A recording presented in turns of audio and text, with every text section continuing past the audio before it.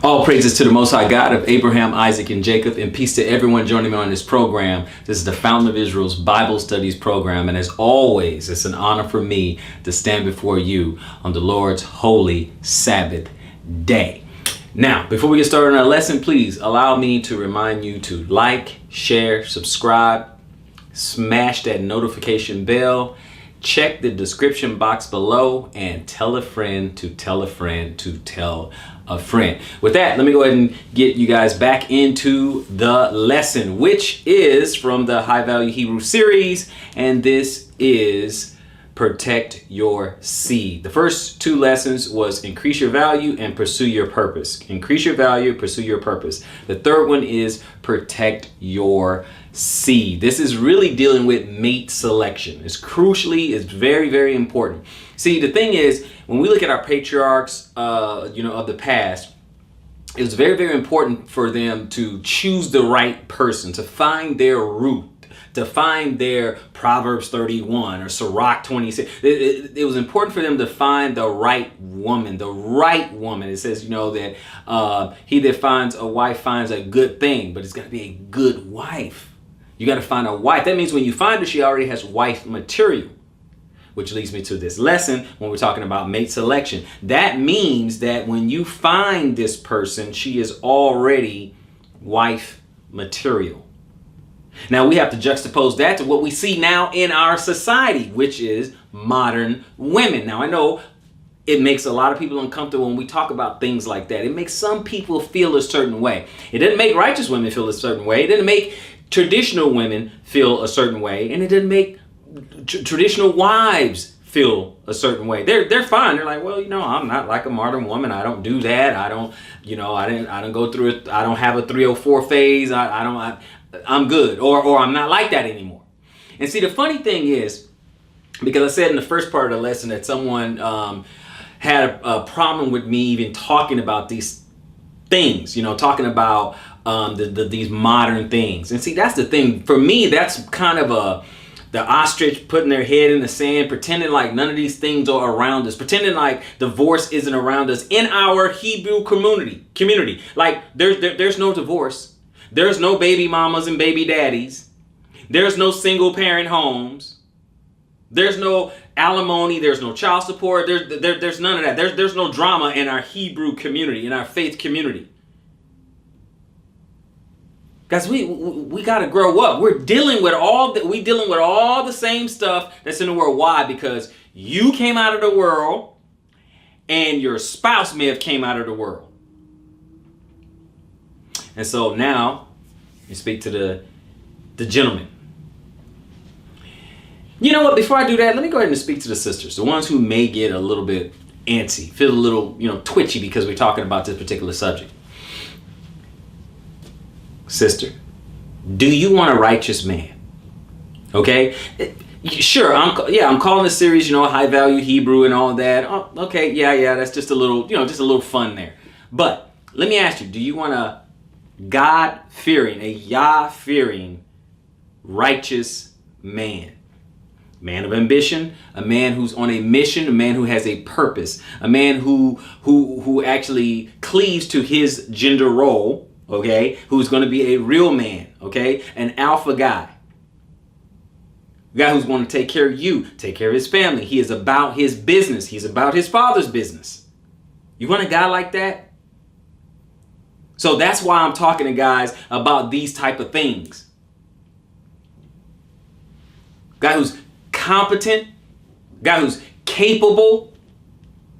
A guy who has those 4 C's. They have the capacity, have the character, have the conviction, have the compensation. You want a guy who has those things? Then let me cook. Let me talk to these gentlemen. And as far as the gentlemen are concerned, I want to talk to them so that they understand that they can pick a woman who is worthy of having access to all of that. Worthy of your protection and your provision. Worthy of that. See, if we're going to have strong families of faith, strong Hebrew families of faith, then we got to couple up with the right people.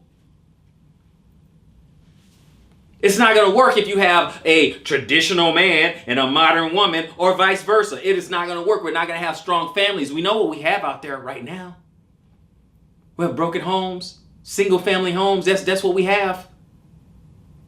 We have this whole idea of baby mamas and all that. We have all of that. And don't worry, the Bible talks about wicked women. And that's what we have. We have some wicked guys, but the Bible kind of warns us of the wicked women. See, the thing is, if the guy understands what he should be doing, and he's on his mission, he's on his purpose, he is increasing his value, he's doing what he's doing, and he knows how to pick a woman, then the other women will eventually fall in line. And the ones who don't, it's like a purge. It's kind of like the Exodus. They fall away. When the good dudes, the dudes that they want, are not picking them, they either adjust, adapt, or fall away. It's like a purge. So I'm talking to the gentlemen.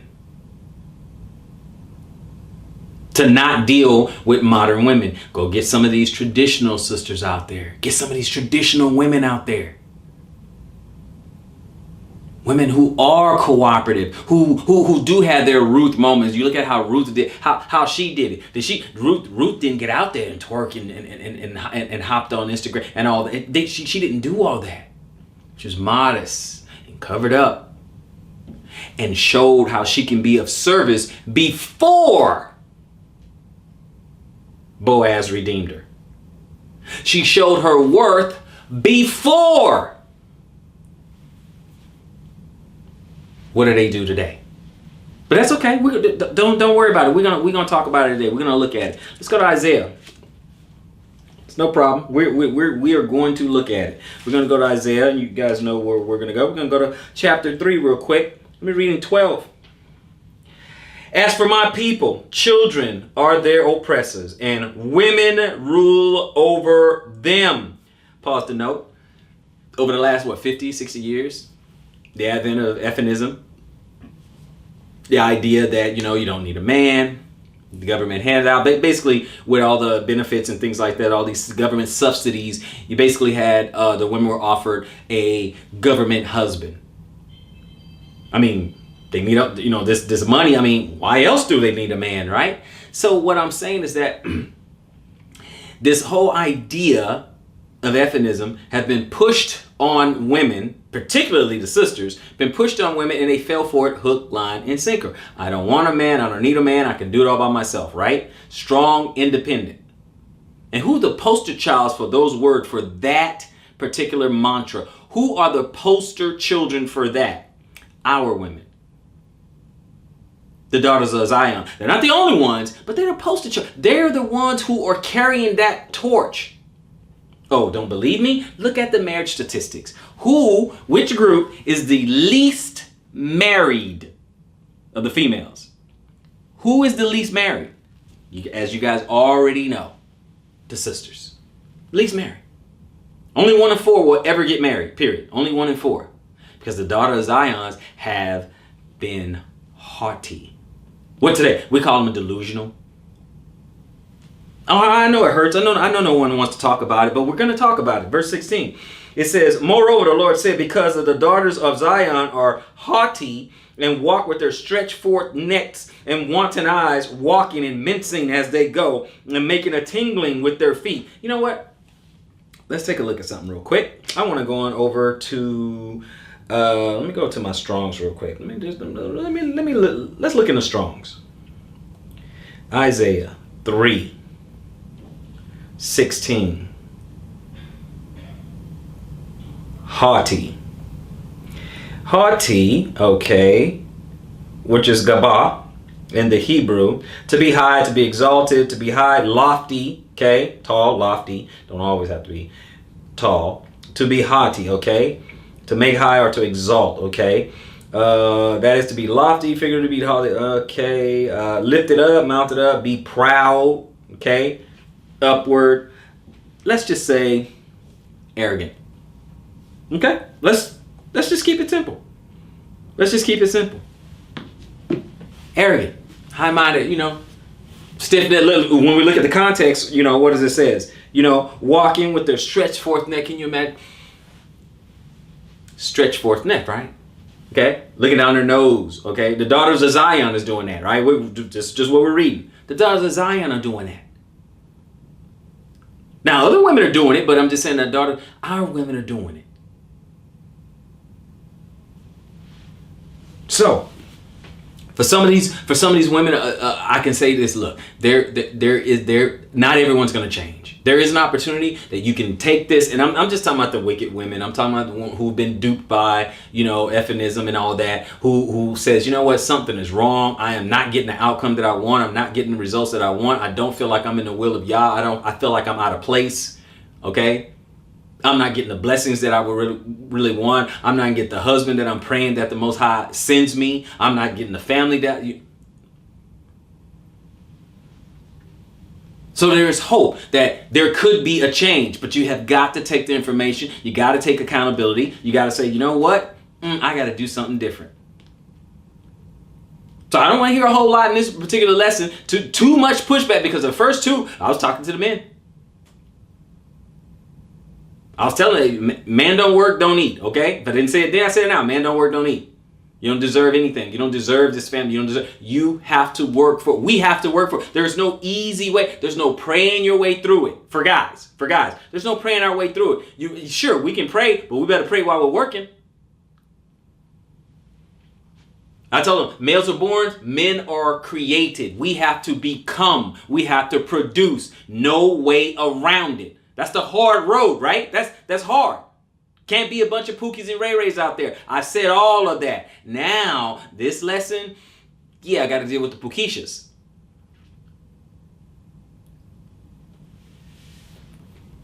I mean, fellas, we shouldn't even really be dealing with them anyway, because they're just going to tear down your household. They're not going to uphold your legacy.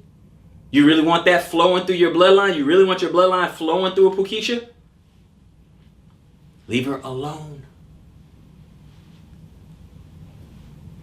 You want your name to mean something? You want your bloodline to mean something? You better be making some good quality picks.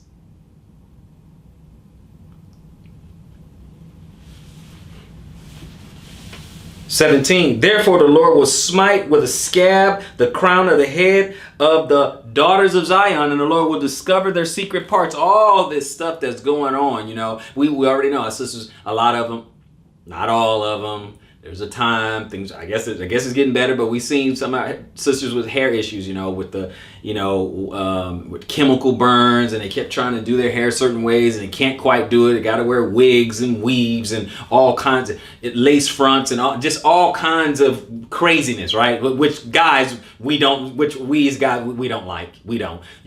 Sorry, ladies, you do that for each other. Guys really don't like it. Not really. For the most part, most guys, they really do. Most guys really like natural. Really do. I already know all the pushback. Oh, well, if you wear natural, I got to do this. We don't care about that. We like natural. That's it.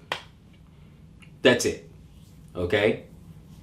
Now, that's not to say you can't, moisturizer and oils and all that. Of course, we got to maintain our hair, but we like the natural.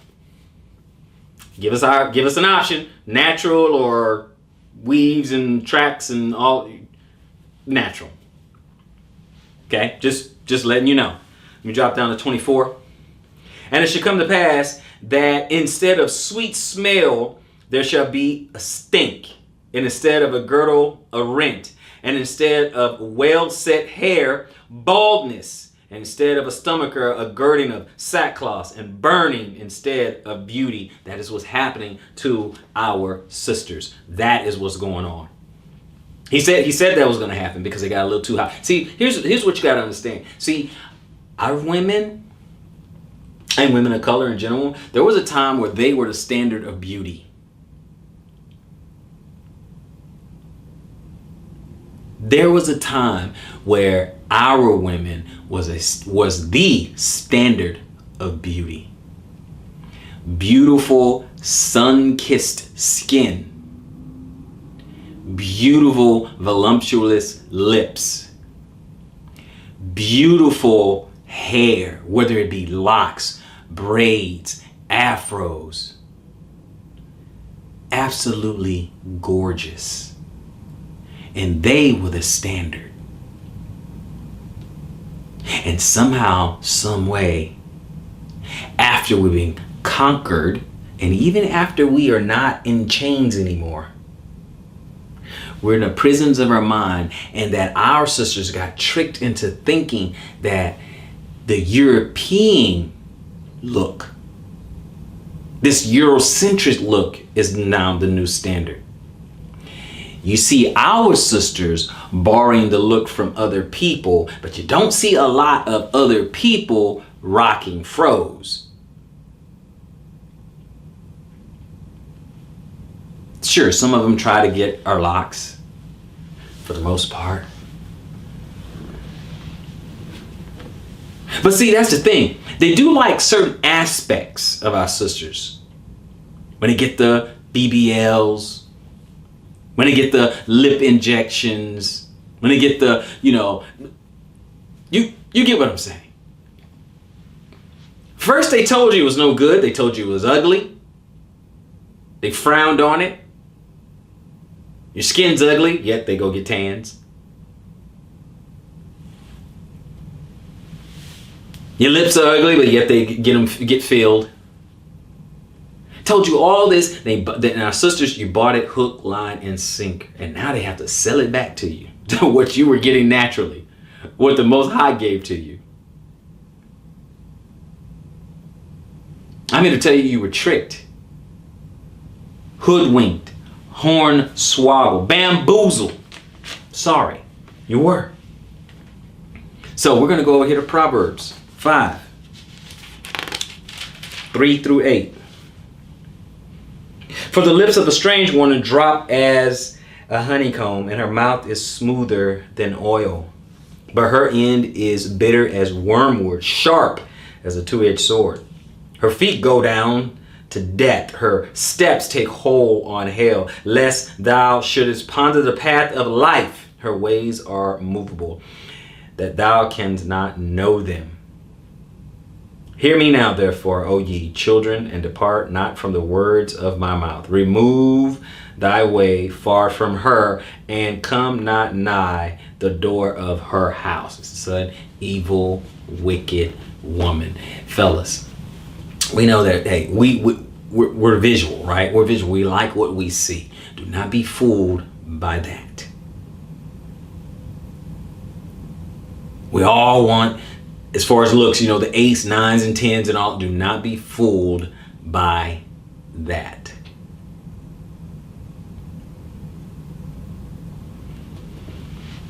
If a 5 or 6, and that's just average, if a 5 or a 6 will show you respect, love you, honor you, respect, take care of your children, nurture you and your children, you're going to fare far better than an 8, 9, or 10 who's modern. You can get a traditional. I'm not saying you can't get an 8, 9, or 10. You can, but I'm just saying, don't go off don't go off the looks. And looks alone. Don't do it. Beauty fades. I wouldn't go off the looks. Looks and looks alone. I wouldn't do that if I were you. It's about mate selection. Right? Protect your seed, mate selection. It's another thing. A quick aside. Gentlemen, protect your seed. What I mean is that, and it means a bunch of different things too, right? But on this particular point, stop deliberately creating baby mamas. Now, if you're in a relationship, that's different.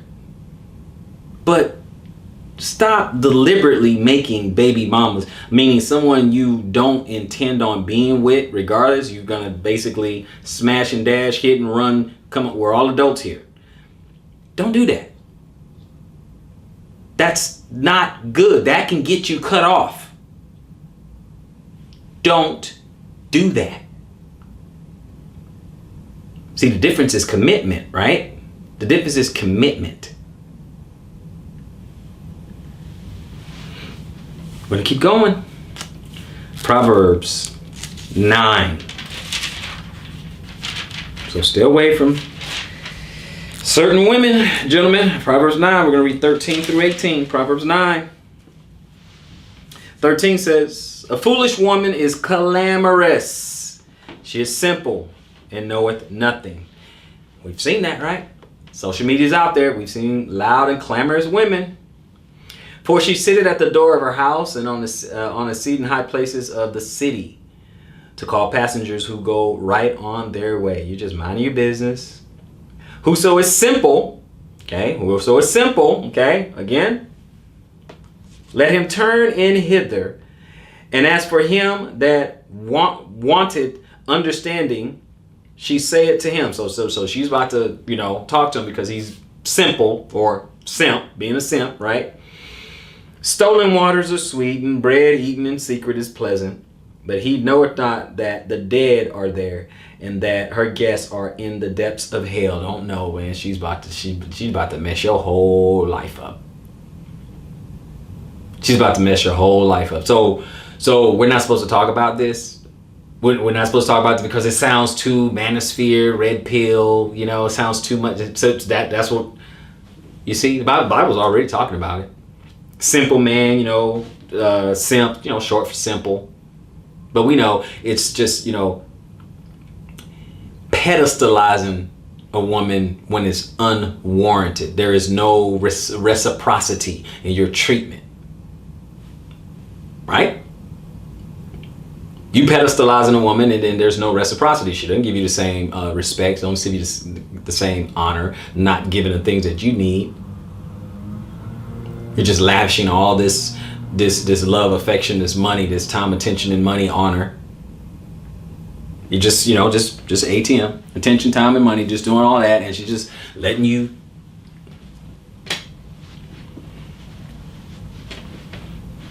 No, and what are you getting back?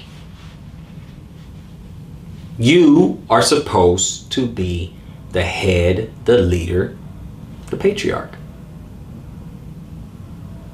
That makes modern women upset, but are you going to marry a modern woman? Is that what you're looking for? And if you're a modern woman listening to this particular lesson, why are you listening? Because the Bible's patriarchal. That's going to make you very unhappy. It was traditional roles in the Bible: traditional men, traditional women. The good ones. The wicked ones, all of those were the ones who did what they want. Like this woman right here, she's wicked. She's just waiting.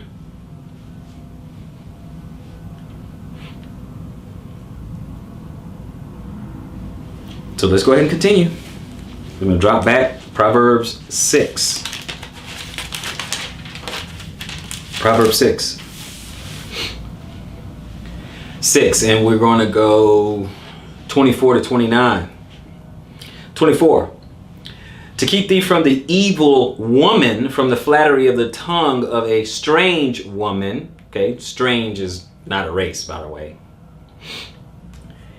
Lust not after her beauty in thine heart, in your mind, neither let her take thee with her eyelids. Okay, ooh, you know how it is.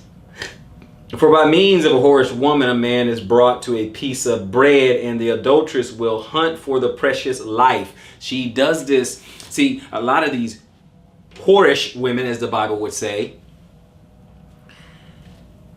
they only are looking for sponsors. They want someone to sponsor their life.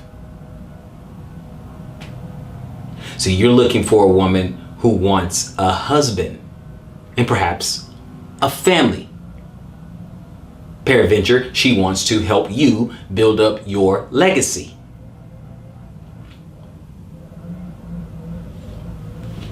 So you're gonna have to tell me. I mean, this is what I'm saying. If the Bible's telling us, okay, I'm trying to build you men up. If the Bible's telling us, how do we pick a woman to avoid wicked women? Today we would say avoid modern women because they don't have the same values as you. They don't have the same family values. They don't have the same loyalty as you.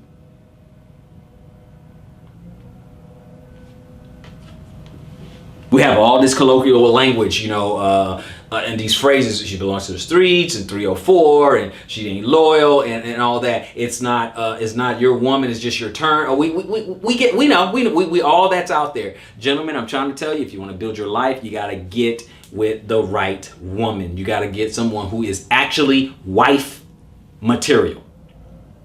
Because like I said, I've counseled some couples over the years. And see, here's the thing. You can figure some things out real quick with a few key questions. And the point is to find out if both people are matching. Are these two traditional people that you're talking about? Because don't get me wrong, you could have a guy, you could be the wrong guy. It could be the wrong guy. He just don't know what it is to be a man. He don't know what it is to be a husband, a father. He's not ready. He don't know what he's doing. You can have a woman who's completely modern, don't want to do nothing with traditional roles, can't do no cooking, no cleaning. Remember the whole mantra, don't cook, don't clean, I don't cook, I don't clean. I don't want a man. I don't want a man. I don't need a man. I don't need you, but I want you. Which, of course, that's just totally turned men off right there. But that whole thing. See, women like that, the modern women, their emotions is their master. They are loyal to their emotions. They're loyal to their emotions, not to you, not to their family. What do they say when they leave?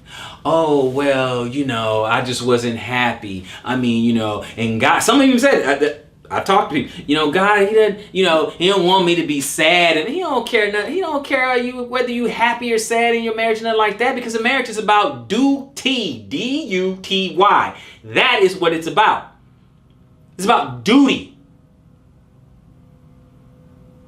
So to a wicked woman, to a modern woman, that marriage, it means nothing to them. It means nothing. Don't believe me? The divorce statistics, okay? We already know over half of marriages end up in divorce. Who squeezes the trigger first? Yes, class, you already know, 70%. And some guys say, no, it's more than that. Yes, if they have a higher education, bachelor's, master's, doctorate, and PhDs and all that, yeah, it's 80% that they initiate. And then, of course, the modern woman will find an excuse with that. They'll be like, well, it's because you're not quite as loyal. Because if the statistics was turned around, if men were filing for 80% of divorces, what would the modern woman be saying? What would the wicked woman would be saying? Oh, men are not loyal. They break up their homes. They don't know how to stay. They don't know what they're doing. They don't know how to stay and all that, right? That's what they would be saying. But since it looks the other way, it's a completely different reason. No, same thing. It means that these wicked women are not loyal. They're loyal to their feelings. They're not loyal to the duties of marriage, because guess what? Some of the women of the past, they went through way more than a lot of these modern women have gone through. Way more. And they kept their families together when it was more traditional. Oh, well, they couldn't do this. They couldn't do. Oh, okay, look, what's the kind of outcome that you want? But let me just talk to the gentleman. What do you want, guys? What kind of legacy do you want? You want a legacy of just busted up homes? You want to get wrecked? You want to go ahead and get your marriage license here in the West? Roll the dice and see what happens? A contract that rewards someone for breaking it? I was on a debate show and we're talking about this very subject, and I asked my opponent at the same time, I really couldn't come up with anything. I said, well, what are the advantages of getting a marriage license in America? What's the advantage? And they're just reaching. They're just trying to find something. So what is the advantage for a man? I said, for a female in the West, it's a win-win situation. If she's in a marriage, he's a good guy, good provider, good money, and she treats her well, good. She wins. If he's all those things and something's there she don't quite like, and to get a divorce, she gets half his stuff, she gets the children, alimony, child support, win-win. What about the guy?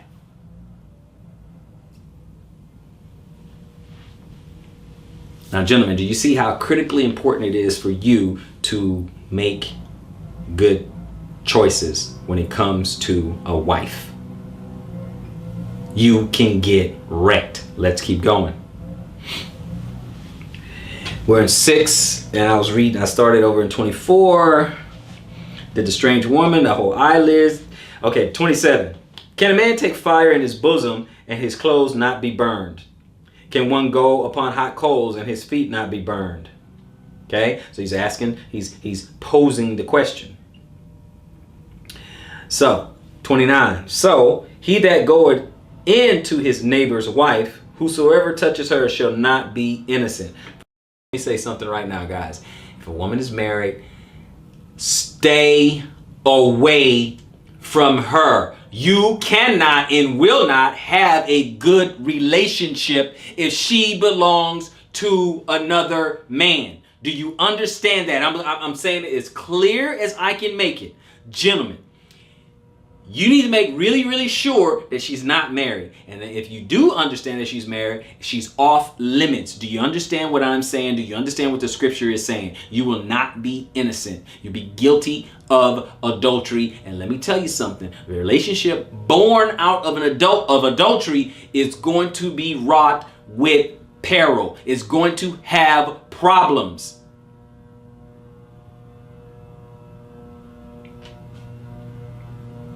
Even our beloved David had issues with Bathsheba, starting with the loss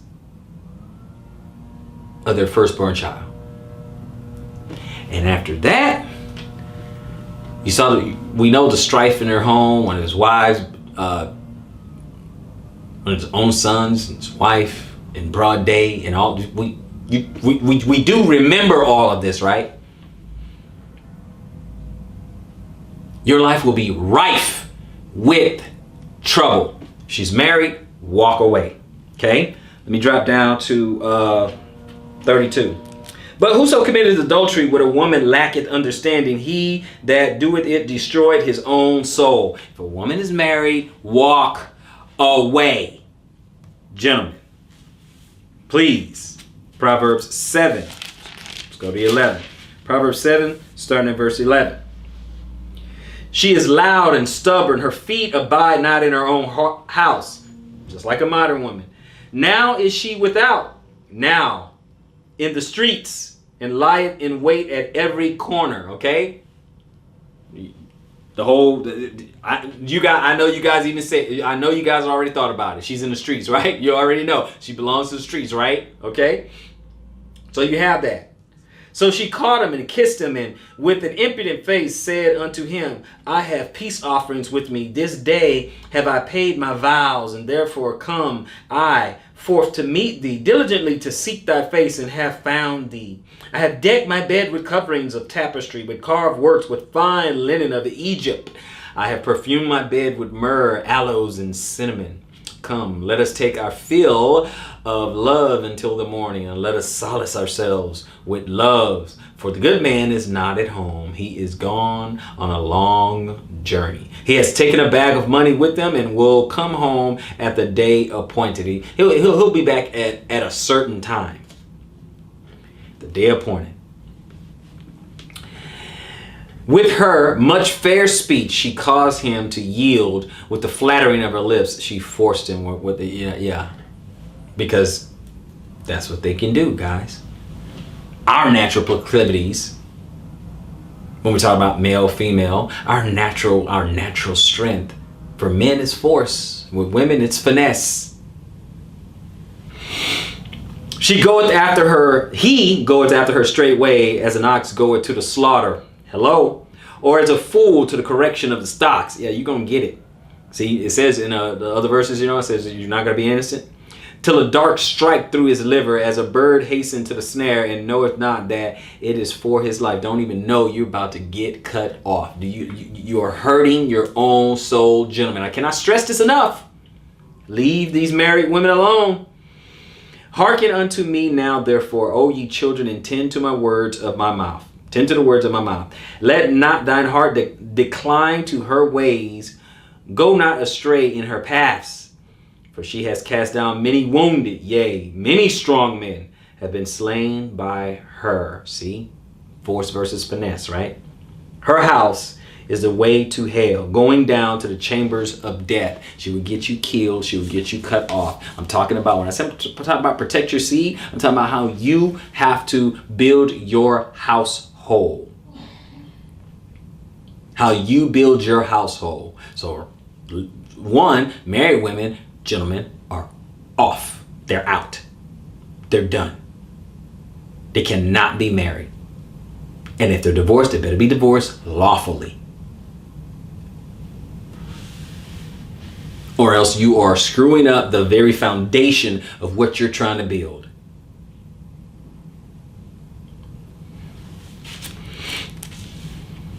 Let's go to 14. Before we switch books on you, let's go to 14. 14:1. Every wise woman builded her house, but the foolish plucketh it down with her hands. So, how did it all start? Right? How did it all start? Well, like I said, for the past 50, 60 years, since the 60s,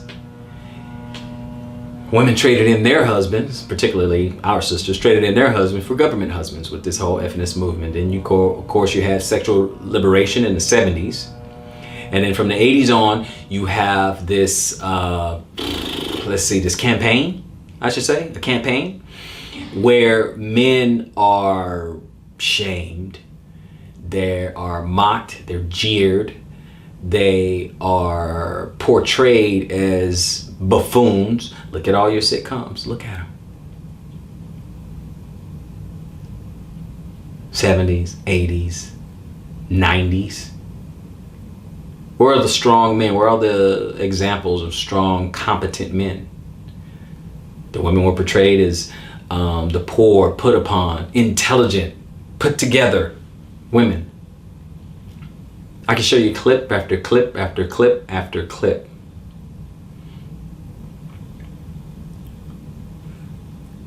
This is what's out there. Then we have this explosion of single mother homes. This explosion is all by design. All by design. To bust up the home, get the man out, put the woman in charge, kinda, and let them raise society. And look at the society that we have. Yes, I know it upsets some people, but let's just look at the facts. If we can put our feelings aside and just look at the facts. So now, what? 90% of the time, women are awarded the children in divorce, right? Look at the stats of women, single parent homes, and you talk about the development of the child. Most runaways, single parent homes. Teenage drug abuse, single parent homes. Jail inmates, 80%, single parent homes. And I know this makes some people upset, but gentlemen,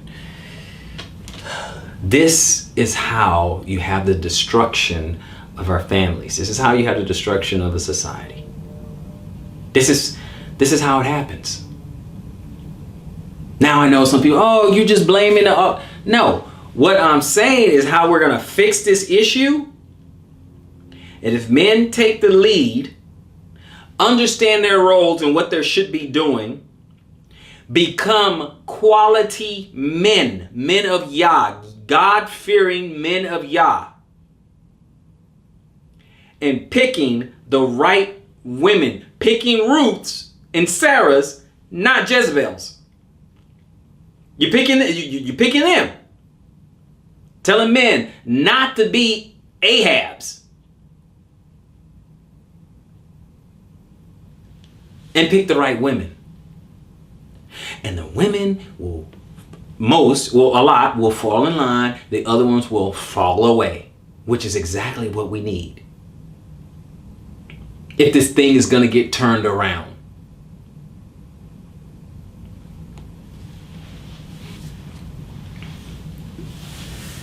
Now,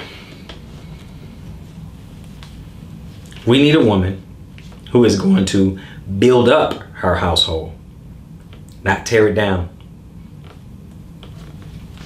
Women out there right now to say, hey, if you're not happy, leave. Don't feel bad. You just got to do for you and that. Oh. No loyalty is about them being self-centered. Look at social media. It's all about them. Look at IG. It's just, snap, snap, snap, pose, pose, pose, pose, all that. That's it. Get the attention. Get that little hit, that little dopamine. Boom, boom. I got these likes. I get these likes. I get these little hearts. Ooh, okay. People paying attention. All that. Have we studied the psychological effects of the social media on the women? Have you seen women who get past their prime and they're not getting that type of attention? How they start to behave, how they start to get more depressed? Are we looking at that? See, when we walk away from who we are, when we walk away from the old past and the way things used to be, look at what happens.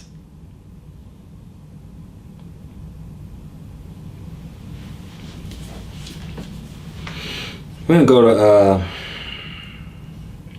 go to the Apocrypha real quick. I'm gonna go to Sirach. I'm gonna go to 25. Start at 1.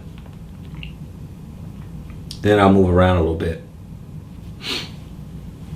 Verse 1 says, "In 3 things I was beautified and stood up beautiful both before God and men, the unity of brethren, the love of neighbors, a man and a wife that agree together." A man and a wife that agree together. Let me drop down to verse 3 through 10.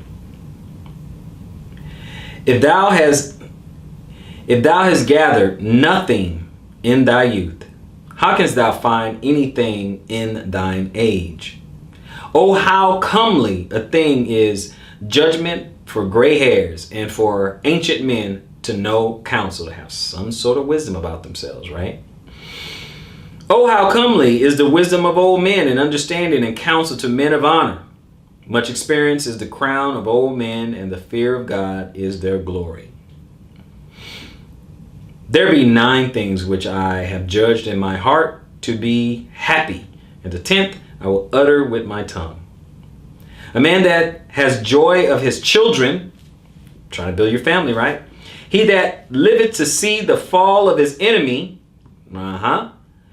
well is him that dwell with a wife of understanding, amen, and that has not slipped with his tongue, and that has not served a man more unworthy than himself. Well is him that has found prudence, and he that speaketh in the ears of them that will hear. Oh, how great is he that findeth wisdom, yet is there none above him that feareth the Lord. Okay, so that's us. Give us a little bit of understanding. I'm going to drop to 16. We'll do 16 to 26. I had rather dwell with a lion and a dragon than to keep house with a wicked woman. Gentlemen, you listening? The wickedness of a woman changes her face and darketh her countenance like sackcloth. Okay? Her husband shall sit among his neighbors, and when he heareth it, shall sigh bitterly. Okay? It's a shame. See, gentlemen, your woman represents you. How she behaves, acts, treats you when she's out in public, whatever, it reflects on you. You see what I'm saying? Do you want a Sukiyana out there representing you? You want that?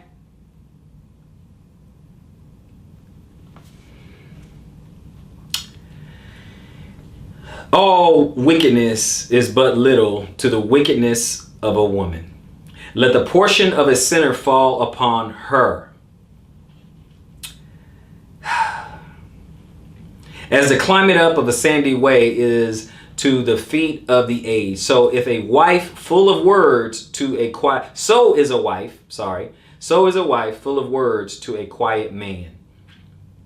Pretty bad. Stumble not at the beauty of a woman, and desire her not for pleasure. A woman, if she maintain her husband, is full of anger, impudence, and much reproach. A wicked woman abated the courage, maketh a heavy countenance and a wounded heart. A woman that will not comfort her husband in distress maketh weak hands and feeble knees. Gentlemen, let me talk to you for a second. Those who have a relationship, you go out there and you work and you put in your 40, 50, 60 hours a week, 70 hours. Some of you guys really get after. Some of you really bust your butt. Could you please tell the women that when you have a good woman who is nurturing, who builds you up, who maybe cook for you or clean or just do those things that you're looking for in this relationship, how you are recharged when she does that. And so it makes going back out into the world to slay the dragon, it makes it worth it. See, I want you to say so that the righteous sisters who are watching, who may be looking, they'll be like, oh, okay, yeah, because that gets us up in the morning. That helps us, and that also allows us to come home eagerly because we have a good woman, a good thing at home. Just like when our battery's getting low with our phones, and we charge it back, we plug it up to get charged. That's what we do. We plug back into our families. We plug back into our wife and our home, and we get recharged because now we're able to take on the day the next day or to do it all over again. But it makes it worth it. Or you can come home to drudgery. You can come home to nagging. You can come home to someone who is rebellious. You can come home to someone who all they have is a problem. All they do is just unload and unleash when the man gets home. That's all they do. And then they wonder why men stop at the bar first before getting home. Why do they sit in the driveway for half an hour before they go inside the house?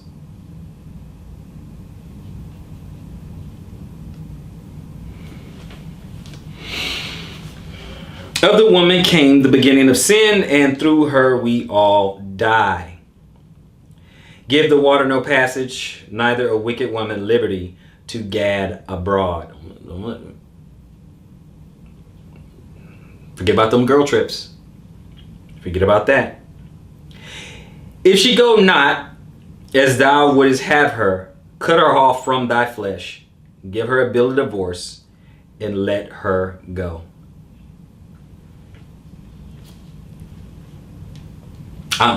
You know what? I'm gonna leave that there. I'm gonna leave that there. I'm gonna let you guys marinate on that.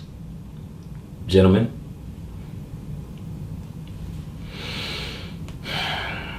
if you want to properly build your house,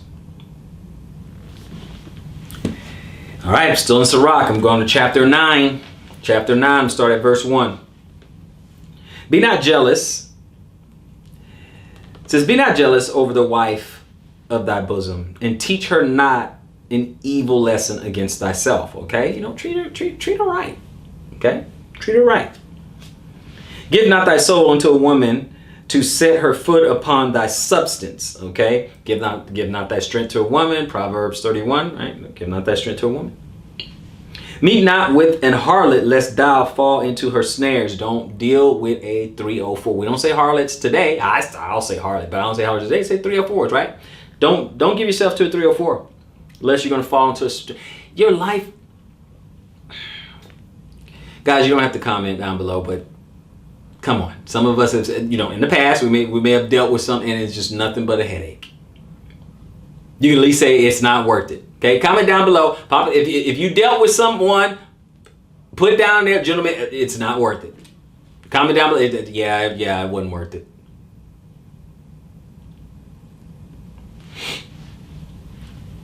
All right, let's read a little bit more. Okay, let's drop down to 6. We'll read 6 through 9. Give not thy soul unto harlots, that thou lose not thy inheritance. Okay, wasting money on them will bleed you dry financially. Look not around about thee in the streets of the city, neither wander thou in the solitary place thereof. Turn away thine eye from a beautiful woman, and look not upon another's beauty. For many have been deceived by the beauty of a woman. For herewith love is kindled as a fire. You will get caught up if you keep dealing with the wrong woman and you get this lust of the eyes. Gentlemen, be smart. Drop to 16 and 17. And let just men eat and drink with thee, and let thy glory be in the fear of the Lord. For the hand of the artificer, the work shall be commended, and the wise ruler of the people for his speech. Okay? We have to be smart about what we are doing. I'm going to go to chapter 10 and read verse 20. We have to be smart about what we're doing. We must be about our business. Gentlemen, we must be about our business. We need to be teaching our sons this. Be about a lot of heartache. It can set you back. It can take years off your life being with the wrong woman. It can take a lot of zeros out of your bank account being with the wrong woman. You can lose your children being with the wrong woman. You can lose your freedom being with the wrong woman. You need to get one of these righteous sisters out here, brothers, and you need to know how to discern them. Step one, if she's a modern woman, it's probably not a good idea. Chances are. If she doesn't like traditional roles, it's probably not going to work out for you.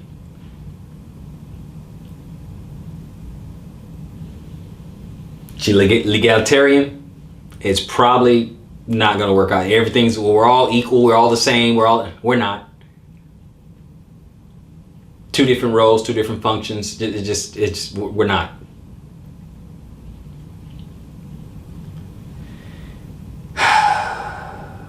Verse 20, among brethren, he that is chief and is honorable, so are they that fear the Lord in his eyes. Okay, so we're here, but we're going to go ahead and drop down to 26. We got to be smart about this. Be not overwise in doing thy business, and boast not thyself in the time of thy distress. Okay, 27. Better is he that laboreth and aboundeth in all things, than he that boasted himself and wanted bread. You talk all this noise, and you brag and all, and we're broke, and we have nothing. Humble yourself and labor. Stack. That's what we have to do. We have to build, stack. Because gentlemen, see, here's the thing. Why is this important? Because as men, we're the ones we build a house. The women move in. We build a house. They make it a home. If you have the right woman. If you have the right woman. Let's keep going. We're going to go to chapter 2. Still in Sirach, chapter 2. We're going to start at verse 1. My son, if thou come to serve the Lord, prepare thy soul for temptation. Yeah, it's going to get real tempting out there, okay? Set thy heart aright and constantly endure, and make not haste in time of trouble. Cleave unto him and depart not away, that thou mayest be increased at thy last end. Now, I said that in the other lessons when I was talking about, you gotta figure out what it is, what you're gonna do. Okay, and the Lord is gonna order your steps. Okay, so this is the same thing, but cleave unto him, and the Lord is gonna order your steps, right? Whatsoever is brought upon thee, take cheerfully and be patient when thou art changed to a low estate. Read that yesterday, right? Things are gonna happen. This is how men are made. And women can be wrong women, the wrong woman, the wicked woman can be how you're unmade. For gold is tried in the fire, and acceptable men in the furnace of adversity. This is how we are made, gentlemen. Believe in him, and he will help thee. Order thy way aright, and trust in him. Yea, ye that fear the Lord, wait for his mercy, and go not aside, lest ye fall. Ye that fear the Lord, believe him, and your reward shall not fail. Ye that fear the Lord, hope for good and for everlasting joy and mercy. Look at the generations of old and see, did ever any trust in the Lord and was confounded? Or did any abide in his fear and was forsaken? Or whom did he ever despise that called upon him? For the Lord is full of compassion and mercy, long-suffering, very pitiful, and forgives sins and saves in time of affliction. Woe be to fearful hearts and faint hands, and the sinner that goeth two ways. Woe unto him that is faint-hearted, for he delivereth not, therefore shall he not be defended. Woe unto you that have lost patience, and what will you do when the Lord shall visit you? They that fear the Lord will not disobey his word, and they that love him will keep his ways. They that fear the Lord will seek that which is well pleasing unto him. And they that love him shall be filled with the law. They that fear the Lord will prepare their hearts and humble their souls in his sight, saying, we will fall into the hands of the Lord and not into the hands of men. For as his majesty is, so is his mercy. Again, the Most High has to be our foundation. He has to be my foundation. It has to be your foundation before we go out and figure out what we're going to do out in this world. Figure out who are we going to marry to build our family. He has to be our foundation. Now, you can pick whoever you want. You can pick whoever you want. But there are consequences. But you want to pick the right one. But men, I want you to be strong men of character. Strong men of valor. Strong men useful for the Most High. Strong men who are building something, who are preserving their surname. Strong men who are going to be examples for the men who come behind them, for their children.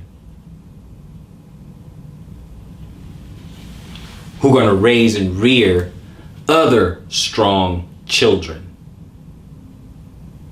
Who's going to be children of the Most High, who's going to serve him. We need more people of faith, and we have to be that example. So we have to be good, strong Hebrew men and women. Our women have to be modest and meek and lovely and God-fearing and nurturing. Mothers, wives.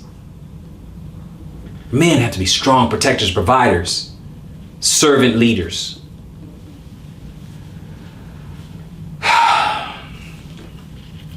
Let's keep going. We're going to go to chapter 3. Chapter 3. Still in Sirach, chapter 3. We'll get to the Bible soon, don't worry. But for now, chapter 3. Start at verse 1. Hear me, your father, O children, and do thereafter, that ye may be safe. For the Lord has given the father honor over the children, and has confirmed the authority of the mother over the sons.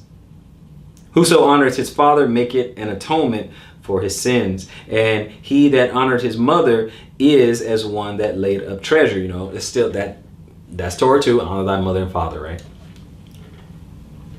Whosoever honor his father shall have joy of his own children, and when he maketh his prayer, he shall be heard. I said in the other lesson, I said, gentlemen, I said, make your name mean something. Make your surname mean something. You give it meaning. And I told you in the last lesson, I said, it may start with you honoring your father. Whatever it is, oh, my father was no good. Whatever, find one thing, find something. It may start with you, okay? All the accolades and all the things, it could start with you, or you can lay the foundation, but you want to find something, find something from your father. Like I didn't grow up with my father my whole life, okay? I didn't. So I talked to my mom. I wanted to ask him, say, okay, hey, you know, where's he from and all that? Hey, he's born in Texas and all that other stuff. Okay, hey, he was in the Navy. He worked in construction. He was a Golden Gloves boxer. I'm like, okay, hey, that's something. That's something I can pass on to sons. That's something. And I'll just build from there.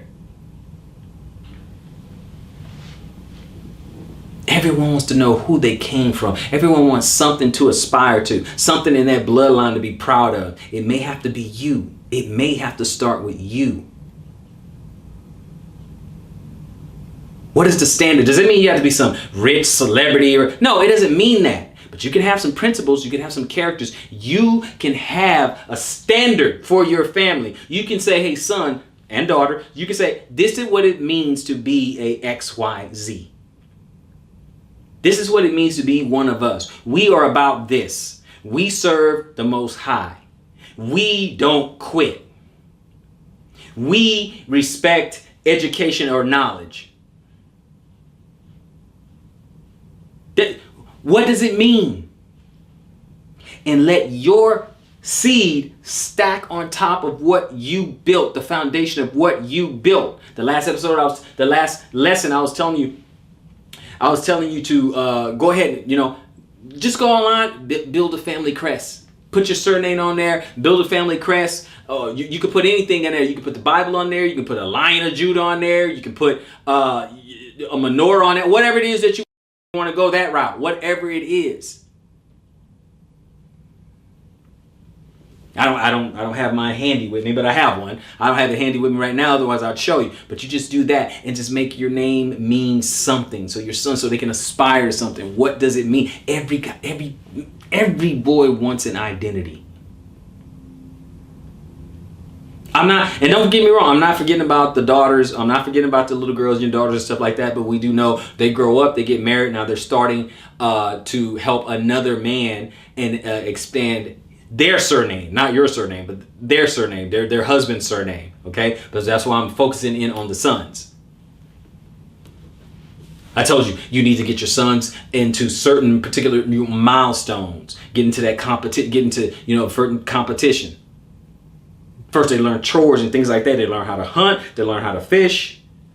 They learn how to play chess. They get into sports for a while. They get into martial arts for a while. They learn how to earn. You teach them how to earn and make money, acquire assets, buy assets, things like. You should have a program. You should have a regimen for your sons to develop them. This is what you and I were supposed to have, right? We didn't have it. Most of us anyway. We didn't have it, but now you have the knowledge to do it. You should have these milestones. I was talking about a book I read a long time ago, Raising a Modern Day Knight, where you mark these milestones. When your son turns particular ages for you, you can pick the age yourself. I just said, for example, right? You pick, boom, 12 years old, they're going into teens. Something like that. That's when you give them the plaque. You give them the family plaque. Okay, here, son, this is your 13th. You're now you're 13 years old. Here's the family plaque. This is what we are. Obviously, on mine, it says, pursue your purpose. Your Yah-given purpose. Pursue your purpose. Increase your value. Protect your seed. You guys come up with your own for your own family. But those are 3 principles. And those are those 3 principles. And we have 4 pillars for a man. For a man. If I'm raising sons, it's 4 pillars, the 4 C's, right? It's going to be character, conviction, capacity, and compensation.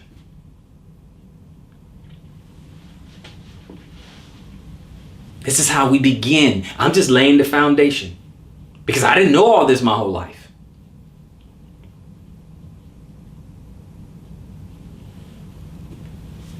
But in this world, there's going to be tribulation. It's going to be hard. And you have to prepare your children for the world that is in front of them.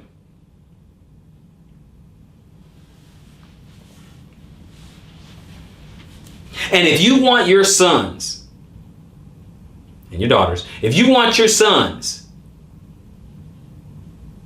to get the best options that they possibly can when it's time for them to get a wife, then they need to be the best version of themselves. And if you want your daughters to find the best possible husbands that they can, and you're teaching them, hey, sweetheart, from 18 to 25, that right there, you need to be looking for the highest quality man you can get, then you need to make sure that they show themselves worthy, that they have their Ruth moments, that they show themselves worthy of a man like that, protecting their purity, being cooperative, being nurturing, being friendly, being sweet. Understanding their soft skills. It's not all about just the hardware, the software, because the software can last a lifetime. Let's keep going.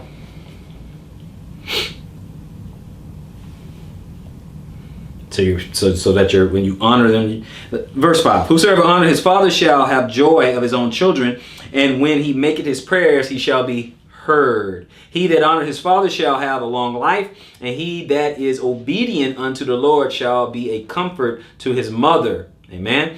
He that fears the Lord will honor his father, and will do service unto his parents as to his masters. Honor thy father and mother, both in word and deed, that a blessing may come upon thee from them. Okay? See, you understand? Okay, so it's lined up with Torah. It's lined up with Torah. Honor thy mother and father. Okay. What else we have here? Read verse 9. For the blessing of the father establishes the house of the children, but the curse of the mother rooted out foundations, right? You want to make sure everything is right in that world, right? Let's read 10 through 18. Glory not in the dishonor of thy father, for thy father's dishonor is no glory unto thee. So yeah, don't. I told you, got to make things right. Find something positive about your dad. Find something positive. Even if they passed on, my father's passed on. Find something positive. Honor that. Anything, just a nugget, just one little sliver, just anything. Okay, and honor that. For the glory of a man is from the honor of his father, and a mother in dishonor is a reproach to the children. My son, help thy father in his age, and grieve him not as long as he liveth. And if his understanding fail, have patience with him, and despise him not when thou art in thy full strength. Okay, when you are at your full strength, don't despise him because of that, right? 14. For the relieving of thy father shall not be forgotten, and instead of sins it shall be added to build thee up. This helps you.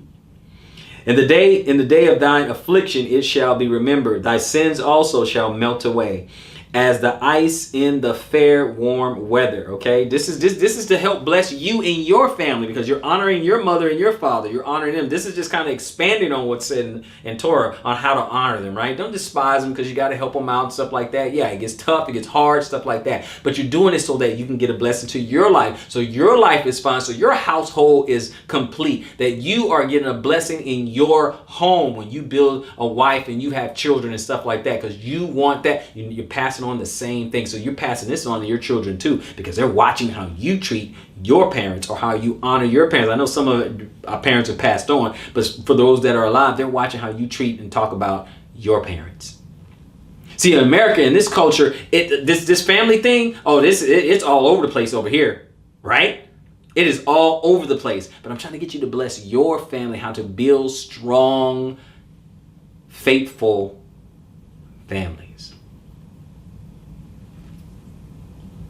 These are little things that we may be missing. He that forsaketh his father is a blasphemer. He that forsaketh his father is a blasphemer, and he that angereth his mother is cursed of God. My son, go on with thy business in meekness, so shalt thou be beloved of him that is approved. The greater thou art, the more humble thyself, and thou shalt find favor before the Lord. I'm saying all this so that we can bless our families, brothers and sisters. That's all. Just so you can bless your families, gentlemen. This my last spot in Sirach for a while. That'd be chapter 8, verse 8 and 9. It says, despise not the discourse of the wise, but acquaint thyself with the Proverbs, for of them thou shalt learn instruction in how to serve great men with ease. Miss not the discourse of the elders, for they also learned of their fathers, and of them thou shalt learn understanding, and to give answer as need required. Okay, as you might need it. So take this wisdom from the ancients. How you going to build your family? How you going to pick a wife? avoiding wicked women. Try to build a strong wife. Because there's some good women out there. There's some traditional women out there that you can redeem, that's worthy of redemption. But they need to show themselves worthy. Because they have this idea of this high value man, a high value Hebrew, right? Oh, there's a high value woman. No, high quality woman. Because the things that make a man high value, particularly, the most high and high value Hebrew and all that, is not the same thing that make a woman high value. Two different things. But there's some things that make them high quality. So you want to get yourself a high quality woman? You need to get this into your mind. We need to learn this. We need to absorb this. 1 Corinthians 6. 1 Corinthians chapter 6. Chapter 6. Verse 16 says, "What? Know ye not that he which is joined to an harlot is one body? For two, saith he, shall be one flesh." Okay, so again, guys, told you. Don't just go and just hit and run, smash and dash, whatever little saying that you want to use. You don't want to do that. This is not how you build. This is not how we build. This is not how you build a family. This is not how you build a legacy. At least not a good one. This is not how you do it. Let's go to Proverbs. Start wrapping it up. Let's go to Proverbs. Proverbs 21. 21. We're going to read verse 9. And then we'll read verse 19. Verse 9 says, "It is better to dwell in the corner of a housetop than with a brawling woman in a wide house." It also says in 19, it says, "It is better to dwell in the wilderness than with a contentious and angry woman." All these women, all these warnings. Proverbs 27. You don't need a aggressive, brawling, masculine woman. You don't need that in your life. 27. We're going to go to 15. "A continual dropping in a very rainy day and a contentious woman are alike." Just grades on your nerves. Let's go to 25. 25, I'm going to read 24. It says the same thing. "It is better to dwell in the corner of a housetop than with a brawling woman in a wide house." Look at that. He said it a couple times. The same thing.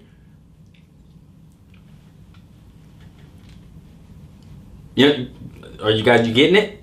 See, this is what I was telling the sisters, men, all peace. She needs to bring you peace. She brings you peace. She's going to bring the children peace. It's going to be a wholesome, loving home.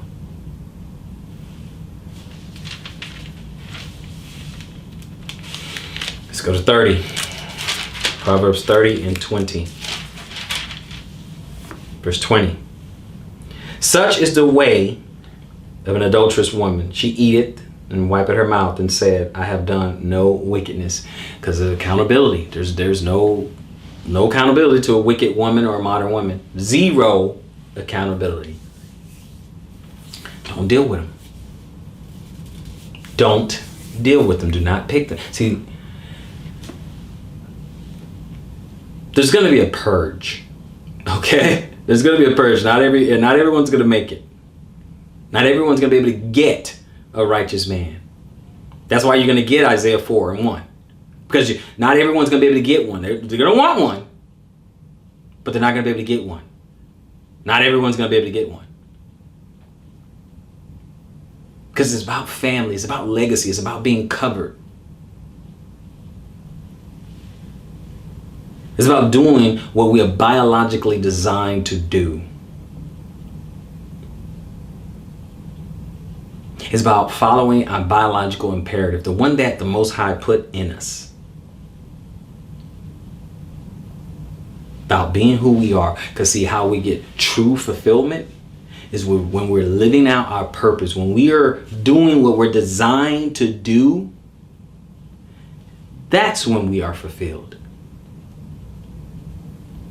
That's when you live with no regrets. That's when you have this feeling of happiness.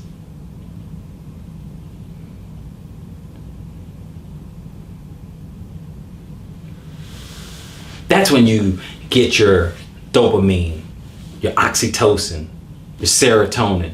That's when you get all these happy chemicals in your body. When we know that the Most High is well pleased with us and we're doing exactly what we're designed to do. When we are on the path, when we are fulfilling our purpose. When the Most High smiles upon us. That's when we're happy. Let's go to our last spot here. Go back to Sirach and go to our last spot.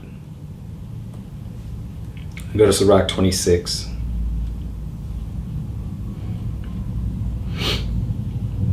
Let's start at verse 1. Kind of move around a little bit. Blessed is a man that has a virtuous wife, for the number of his days shall be double. A virtuous woman rejoices her husband, and he shall fulfill the years of his life in peace. A good wife is a good portion, which shall be given in the portion of them that fear the Lord. Whether a man be rich or poor, if he have a good heart towards the Lord, he shall at all times rejoice with a cheerful countenance. If he's good, let's drop to 6. But a grief of heart and sorrow is a woman that is jealous over another woman, and a scourge of the tongue which communicateth with all.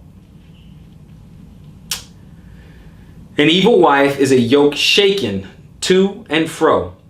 He that hath hold of her is as though he held a scorpion. Guys. Verse 8. A drunken woman and a gatter abroad causeth great anger, and she will not cover her own shame. The whoredom of a woman may be known in her haughty looks and eyelids. And if thy daughter be shameless, keep her in straitly, lest she abuse herself through overmuch liberty. You got to keep a tight rein on her, on your daughter. Got to keep her, protect her purity, because you don't want to just give it away to anybody. Let's keep reading. Watch over the impudent eye, and marvel not if she trespass against thee. She will open her mouth as a thirsty traveler when he has found a fountain, and drink of every water near her. By every hedge will she sit down, and open her quiver against every arrow. Okay, this is promiscuous, becoming promiscuous, getting turned out, so to speak. The grace of a wife delighted her husband, and her discretion will fatten his bones. Yes. A silent and loving woman is a gift of the Lord, and there is nothing so much worth as a mind well instructed. 15. A shamefaced and faithful woman is a double grace, and her continent mind cannot be valued. This is the value of a woman who is worth it, one who has shown herself worthy. These are good women. This is what you're looking for, and this is what you're teaching your sons to look for. 22 to 26. A harlot shall be counted as spittle, but a married woman is a tower against death to her husband. But a married woman is a tower against death to her husband. 23. A wicked woman is given as a portion to a wicked man. Pause the note, gentlemen, are you a wicked man? Because wicked women are given out to the harlots, 304s. They're given out to wicked men. Who are you picking?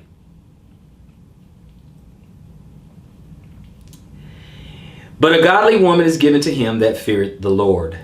The dishonest woman contemneth shame, but an honest woman will reverence her husband. But an honest woman will reverence her husband. But an honest woman will reverence her husband. Show respect towards her husband.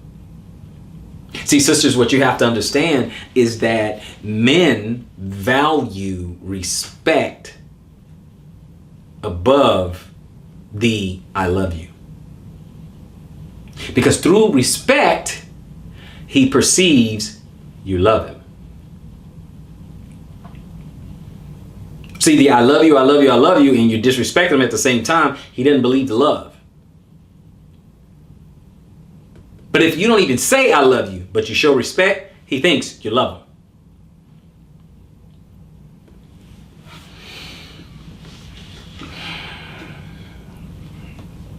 "25, a shameless woman shall be counted as a dog, but she that is shamefaced will fear the Lord. And finally, a woman that honored her husband shall be judged wise of all, but she that dishonored him in her pride shall be counted ungodly of all." All right, gentlemen, we ran over a little bit on this one, but I think it was very important for us to understand that it's vital that you protect your seed.